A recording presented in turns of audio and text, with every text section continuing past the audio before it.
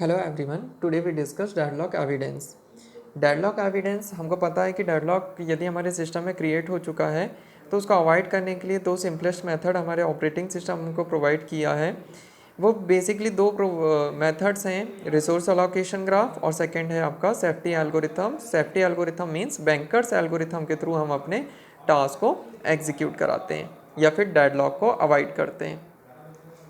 Basically यहाँ पर देखिए हम डिस्कस करेंगे आज deadlock evidence. Deadlock evidence algorithm dynamically examine होता है रिसोर्स एल्गोरिथम के थ्रू, रिसोर्स एलोकेशन एल्गोरिथम के थ्रू, जिसपे जो 4 नेसेसरी कंडीशंस रहती हैं उनको हम फॉलो कराते हैं और उन फॉलो कंडीशंस के थ्रू हम अपने सिस्टम में डेडलॉक कंडीशंस को अवॉइड करते हैं। यहाँ पर देखिए जो डेडलॉक एविडेंस एल्गोरिथम है या डेडलॉक एविडेंस टेक्निक है, उसमें हमको safe unsafe conditions deadlock state के थ्रू फाइंड आउट करना रहता है। फाइंड आउट करने के लिए हमको जो सेफ और अनसेफ कंडीशन है, यदि जब वो मिलती हैं तो सेफ कंडीशन में हमारा सिस्टम डेडलॉक से को अवॉइड कर देता है और अनसेफ कंडीशन पे डेडलॉक उसमें क्रिएट हो चुका रहता है, जिसके बाद हमको रिकवरी करना पड़ती है और रिकवरी हम नेक्स्ट टॉपिक में डिस्कस करेंगे। आज हम डिस्कस करते हैं सेफ और अनसेफ कंडीशन को फाइंड आउट करने के लिए जो रिसोर्स एलोकेशन ग्राफ और बैंकर्स एल्गोरिथम को कैसे यूज़ करना है। तो देखिए यहाँ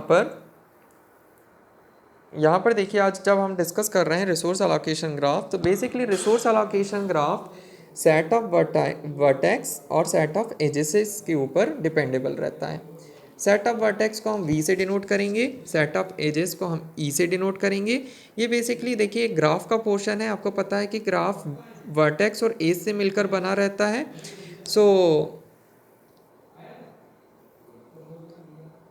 हेलो, यहाँ पर देखिए आपको पता है कि आपका जो ग्राफ रहता है वो सेट ऑफ वर्टेक्स और सेट ऑफ एजेस से मिलकर बना रहता है।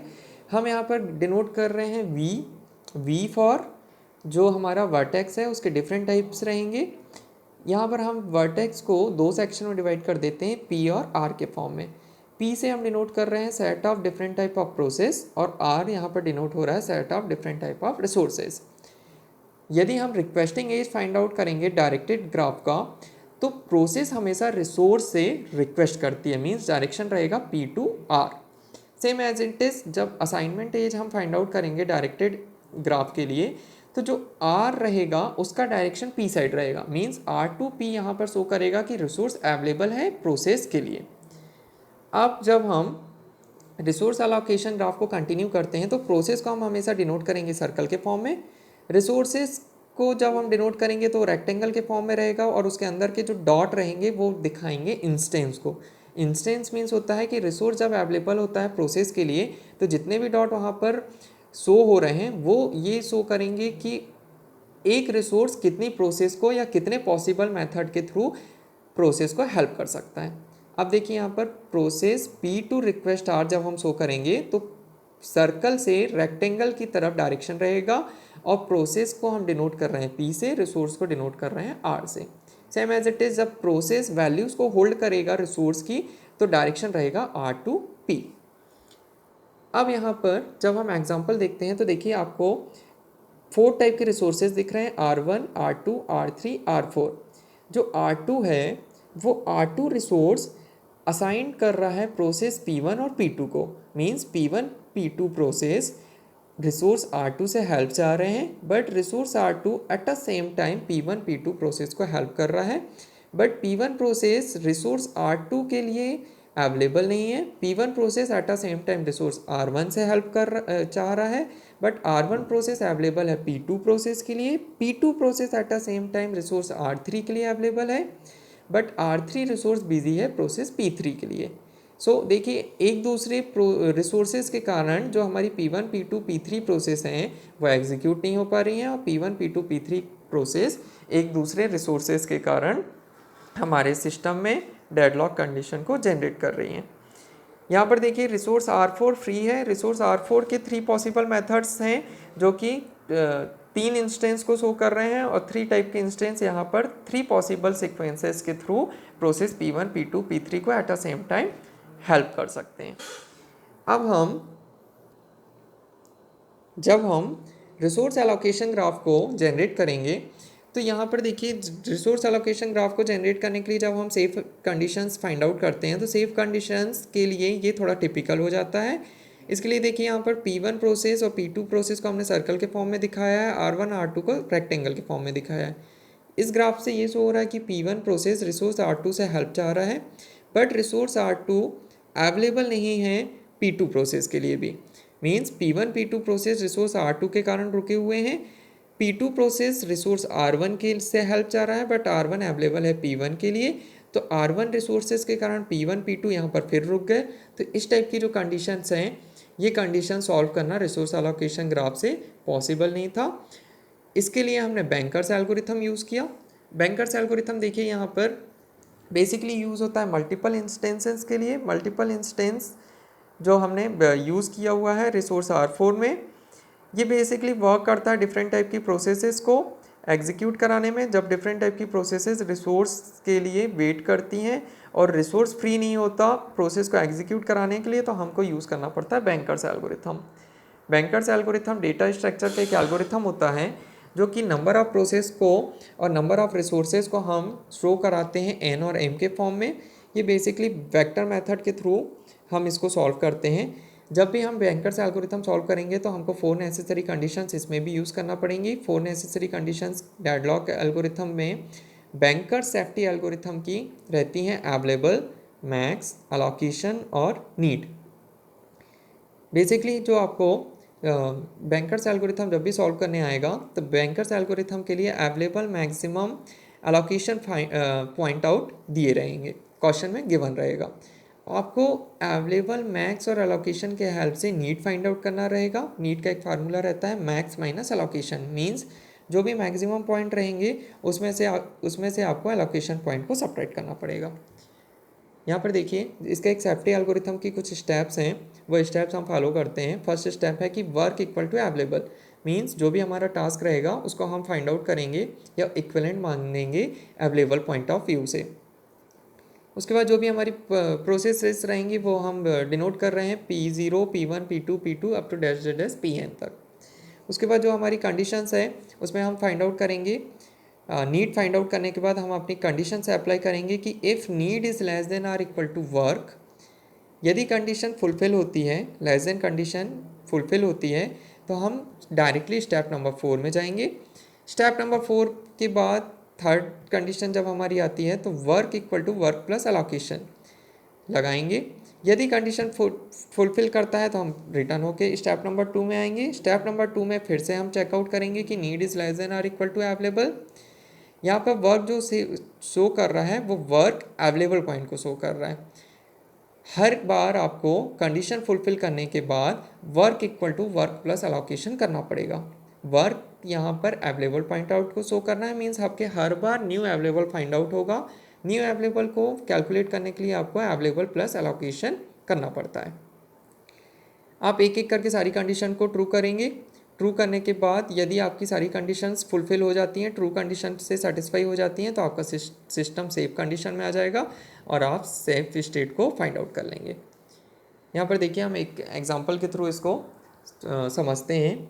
यहाँ पर देखिए आपका क्वेश्चन दिया हुआ है, एलोकेशन, मैक्सिमम पॉइंट और अवेलेबल दिए हुए हैं।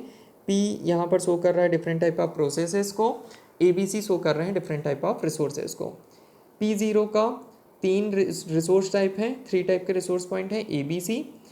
इसमें एलोकेशन पॉइंट दिया हुआ है 010, मैक्सिमम पॉइंट दिया हुआ है 753 और अवेलेबल पॉइंट दिया हुआ है 332।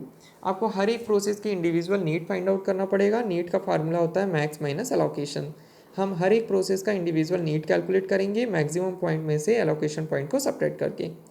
हमने नीड फाइंड आउट किया P0 का 7 - 0, 5 - 1, 3 - 0। हमारी नीड आएगी P0 की 743। ऐसा करते हुए हम सारे प्रोसेस की इंडिविजुअली नीड फाइंड आउट कर लेंगे मैक्स माइनस एलोकेशन से। P0 की नीड आ जाएगी 743, P1 की आ जाएगी 122, P2 600, P3 011, P4 431।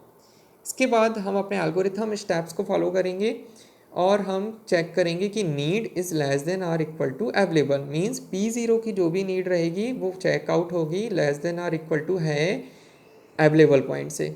यदि कंडीशन फुलफिल होती है तो हम करेंगे available equal to available plus allocation, means P0 का जो अवेलेबल पॉइंट है 332, उसमें एलोकेशन पॉइंट ऐड हो जाएगा, 010 को हम ऐड कर देंगे। जैसे ही हम ऐड करेंगे तो हमारा जो न्यू अवेलेबल बनेगा वो जो भी XYZ बनता है उससे हम फिर से चेक करेंगे कि मैक्स माइनस एलोकेशन, यदि कंडीशन फुलफिल होती है तो हम फिर से स्टेप नंबर 2 में आके work equal to work plus allocation means new available find out करेंगे। ऐसा करते हुए हम सारी कंडीशन को चेक करेंगे और लास्ट में हमारा पॉसिबल सीक्वेंस बनेगा P1, P3, P4, P2, P0। ये स्टेट तब तक चेकआउट होंगे जब तक सारा सीक्वेंस आपका ट्रू ना हो जाए।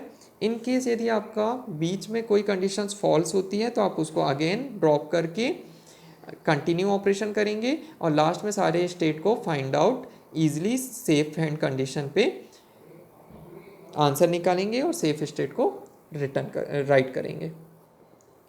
इसके बाद देखिए कुछ यदि इन केस आपका रिक्वेस्ट दिया हुआ है तो रिक्वेस्ट वाले क्वेश्चन पे आपको यहाँ पर फिर से लिखने की ज़रूरत है। यदि आपका P1 रिक्वेस्ट एडिशनल 102 को रिक्वेस्ट कर रहा है तो P1 जो रिक्वेस्ट है 102 वो फिर से चेकआउट होगा। आपका चेकआउट होने के लिए आपको देना पड़ेगा कि नीड इस, यहाँ पर कंडीशन देना पड़ेगी कि request is less than or equal to available.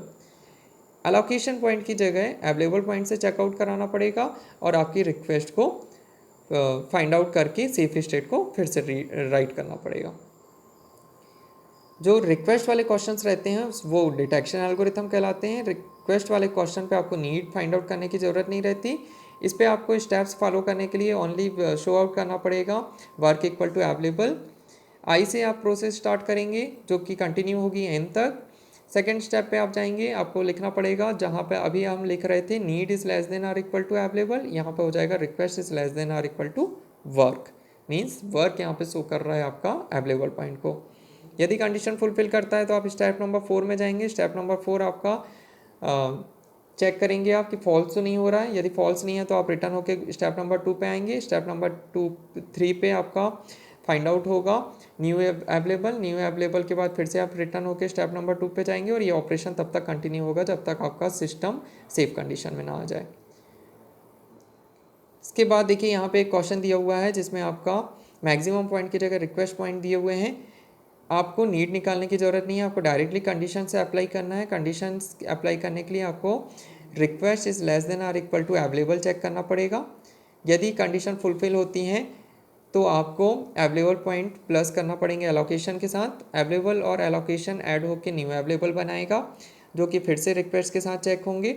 Request के साथ चेक करने के बाद इसको हम सारी प्रोसेस के साथ अपने ऑपरेशन को कंटिन्यू करेंगे और ऑपरेशन कंटिन्यू करने के बाद सेफ स्टेट को ईजिली फाइंड आउट करेंगे। आज के वीडियो में यदि आपको कुछ डाउट है तो detection algorithm, bankers algorithm, resource allocation graph आप अच्छे से पढ़िए और कुछ भी डाउट होता है तो थ्योरी क्लास में इसको अपने डाउट के साथ क्लियर कीजिए। आज के वीडियो में इतना ही। Thank you.